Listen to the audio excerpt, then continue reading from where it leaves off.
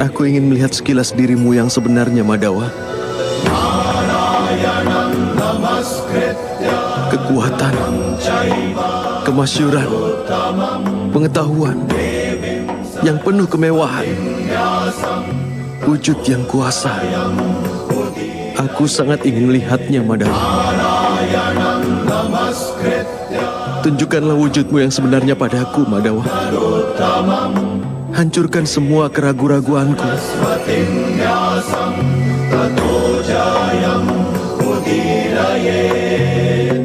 Tunjukkanlah dirimu, Madawa.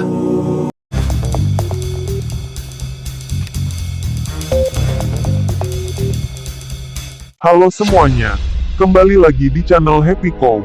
Jadi, di video kali ini kita akan membahas sejarah Raja Jayabaya.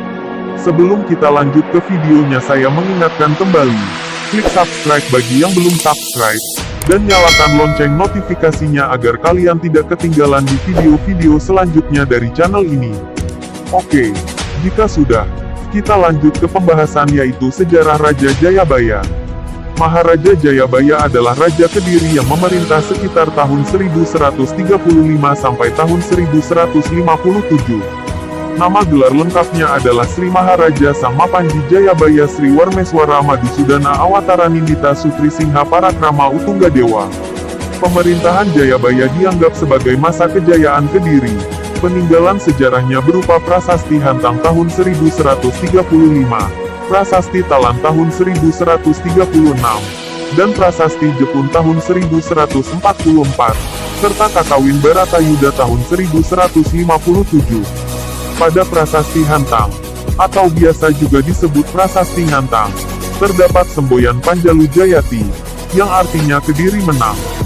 Prasasti ini dikeluarkan sebagai piagam pengesahan anugerah, untuk penduduk desa Ngantang yang setia pada Kediri selama perang melawan Jenggala. Dari prasasti tersebut dapat diketahui kalau Jayabaya adalah raja yang berhasil mengalahkan Jenggala, dan mempersatukannya kembali dengan Kediri. Kemenangan Jayabaya atas Jenggala disimbolkan sebagai kemenangan Pandawa atas Kurawa, dalam Kakawin Baratayuda yang dirubah oleh Empu Sedah dan Empu Pandulu tahun 1157. Nama besar Jayabaya tercatat dalam ingatan masyarakat Jawa, sehingga namanya muncul dalam kesastraan Jawa, zaman Mataram Islam atau sesudahnya sebagai Prabu Jayabaya. Contoh naskah yang menyinggung tentang Jayabaya adalah Babat Tanah Jawi dan Serat Aji Pamasa. Dikisahkan Jayabaya adalah titisan Wisnu. Negaranya bernama Widarba yang beribu kota di Mamenang. Ayahnya bernama Gendrayana, putra dari Yudayana, putra dari Parikesit, putra dari Abimanyu, putra dari Arjuna, dari keluarga Pandawa. Permaisuri Jayabaya bernama Dewi Sara, lahir darinya Jayamijaya, Dewi Pramesti, Dewi Pramuni, dan Dewi Sasanti. Jayamijaya menurunkan raja-raja tanah Jawa, bahkan sampai Majapahit dan Mataram Islam. Sedangkan Pramesti menikah dengan Astradharma Raja Yawastina, melahirkan Anglingdarma Raja Malawapati. Jayabaya turun tahta pada usia tua. Ia dikisahkan moksa di desa Menang Kecamatan Pagu Kabupaten Kediri. Tempat petilasannya tersebut dikeramatkan oleh penduduk setempat, dan masih ramai dikunjungi sampai sekarang. Prabu Jayabaya adalah tokoh yang identik dengan ramalan masa depan Nusantara. Terdapat beberapa naskah yang berisi ramalan Joyoboyo, antara lain Serat Jayabaya Musarat, Serat Ranitiwakya, dan lain sebagainya. Dikisahkan dalam Serat Jayabaya Musarat, pada suatu hari Jayabaya berguru pada seorang ulama bernama Maulana Ngali Samsujen. Dari ulama tersebut, Jayabaya mendapat gambaran tentang keadaan Pulau Jawa sejak zaman diisi oleh Aji Saka sampai datangnya hari kiamat. Dari nama guru Jayabaya di atas, dapat diketahui kalau naskah serat tersebut ditulis pada zaman berkembangnya Islam di Pulau Jawa. Tidak diketahui dengan pasti siapa penulis ramalan-ramalan Jayabaya. Sudah menjadi kebiasaan masyarakat saat itu, untuk mematuhi ucapan tokoh besar. Maka, si penulis naskah pun mengatakan kalau ramalannya adalah ucapan langsung Prabu Jayabaya, seorang raja besar dari Kadiri. Tokoh pujangga besar yang juga ahli ramalan dari Surakarta, yang bernama Ranggawarsita sering disebut sebagai penulis naskah-naskah ramalan Jayabaya. Akan tetapi, Ranggawarsita biasa menyisipkan namanya dalam naskah-naskah tulisannya, sedangkan naskah-naskah ramalan Jayabaya pada umumnya bersifat anonim. Ramalan Jayabaya adalah ramalan tentang keadaan Nusantara di suatu masa pada masa datang. Dalam ramalan Jayabaya itu dikatakan, akan datang satu masa penuh bencana. Gunung-gunung akan meletus, bumi berguncang-guncang, laut dan sungai akan meluap. Ini akan menjadi masa penuh penderitaan, masa kesewenang-wenangan dan ketidakpedulian, masa orang-orang licik berkuasa, dan orang-orang baik akan tertindas.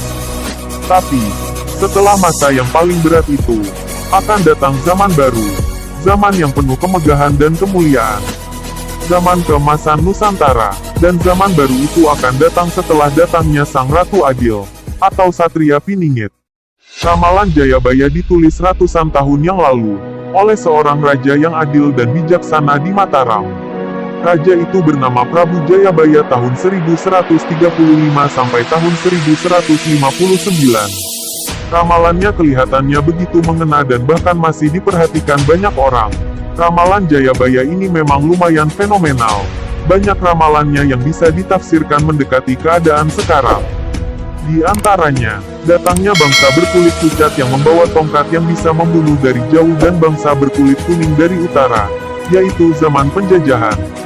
Reto melaku tampo jaran, prau melaku induur awang-awang, yang berarti kereta berjalan tanpa kuda dan perahu yang berlayar di atas awan. Yang sekarang sering kita jumpai adalah mobil dan pesawat terbang.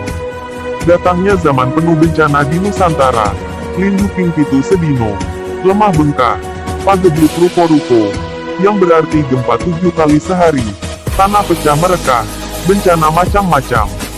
Dan ia bahkan mungkin juga meramalkan global warming, ake udan salah mongso, yang berarti datangnya masa di mana hujan salah musim.